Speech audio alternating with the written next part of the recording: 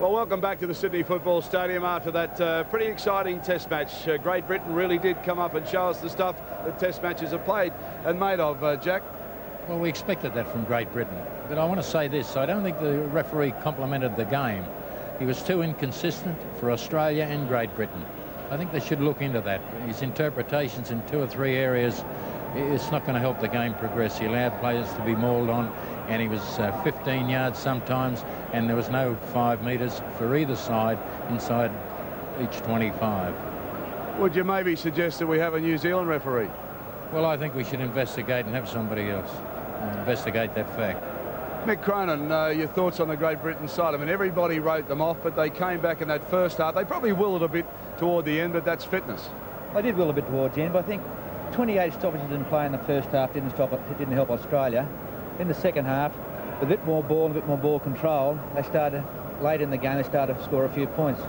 But I wouldn't take too much away from Great Britain. They did show they've got a few good players, or plenty of good players out there today. And I think in the second test in Brisbane, I think they'll be something to beat.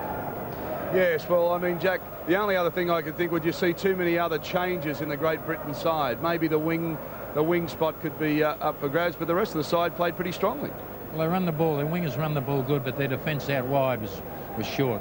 They come up short. And I thought that last player, the reserve player, just forgot his name, the big, tall Negro boy, Powell.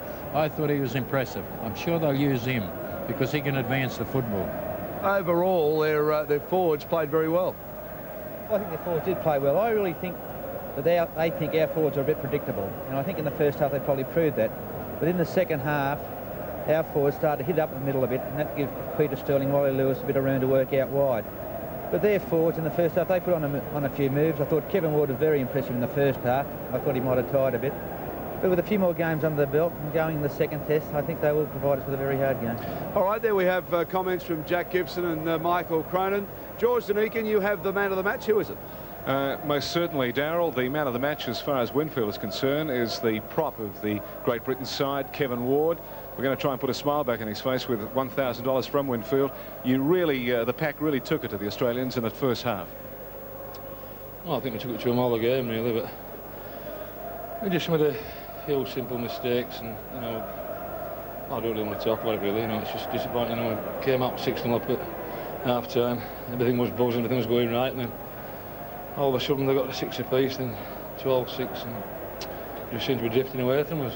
Do you think the referee's performance, the Frenchman Deplat, in the first half, he seemed to break the play up a lot, which worked to your advantage, didn't work to the Australians' advantage? Second half wasn't quite the same game. I thought it was fair all the way through, but some of the decisions, you know, couldn't quite understand. Like, and one situation I tried asking him what they were for, like, and he just, you know, penalised us. So it's something we'll probably sort out for the second test.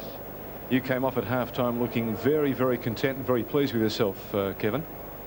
Well, not only me, yeah, the full team didn't. There's nobody more sick than me at the moment.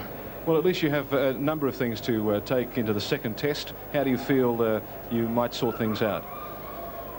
I'm sure we can sort things out, and obviously the second test we've got to win that one. Like, I thought it was a big chance for today, like, and we nearly had it, but with 2 more bites at the cherry, and we'll have a go.